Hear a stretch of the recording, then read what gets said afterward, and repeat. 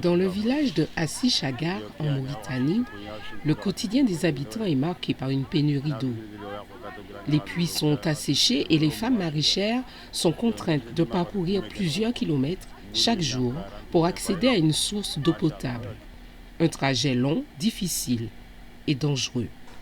À des milliers de kilomètres de là, en France, un groupe de femmes mauritaniennes décide d'agir.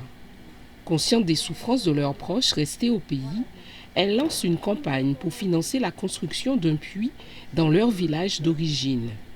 Plus qu'un simple projet, c'est une question de survie pour le village. Elle était intéressée parce qu'elle connaît la commune. Les communes de Guidimara, on est tous communes. C'est c'est plusieurs villes différentes, mais on a la même commune. Donc, elle sait que les problèmes qui est de d'eau qui est là-bas. Donc, elle est en courant de tout. C'est ça qui l'a intéressée. Dans le village Hachag Shangar, on ne peut pas creuser n'importe où parce que le terrain n'appartient pas aux membres de ce groupe, etc.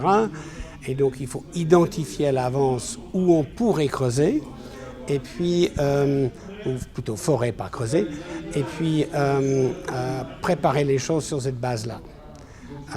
Donc il y a toute une dynamique d'organisation, je dirais, un peu plus rationnelle, internationale, par rapport aux habitudes du pays.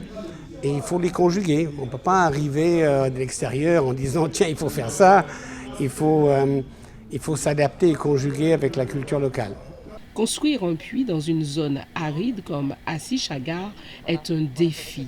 Le sol est dur, l'eau est profonde et il faut des installations robustes. Guidimara, il fait les nappes d'eau là. Ils sont voulu quatre fangénia. Ils sont normaux.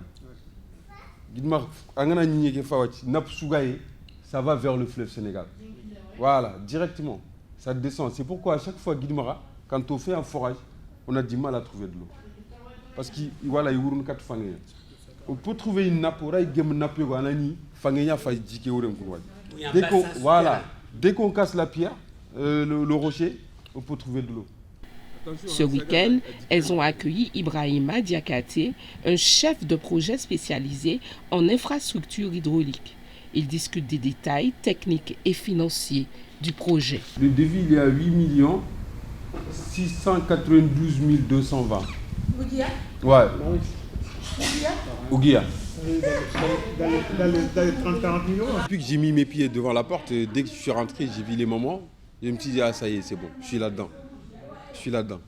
Parce que tu ne peux pas te permettre, moi je suis un jeune de 38 ans, je ne peux pas me permettre de voir des vieilles de 60 ans, 70 ans et essayer de faire des projets et que moi je vais rester là à aller me croiser sans rien faire.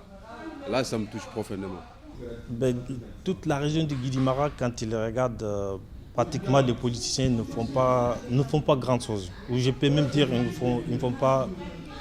Je ne peux pas dire qu'ils ne font rien, mais la plupart des projets qui se sont réalisés dans la région de Guidimara se sont faits par la diaspora et non par les politiciens qui sont dans cette région. À Assi Chagar, les espoirs reposent désormais sur cette mobilisation à distance. Pour ces femmes, un puits pourrait changer leur quotidien, réduire les dangers auxquels elles font face et permettre à l'agriculture locale de reprendre vie. La diaspora mauritanienne en France ne ménage pas ses efforts pour réunir les fonds nécessaires. De nombreuses initiatives vont être lancées, ventes caritatives, soirées culturelles, mais le chemin reste long. Le projet a besoin de soutien financier supplémentaire pour voir le jour. Une cagnotte est ouverte, n'hésitez pas à faire un don.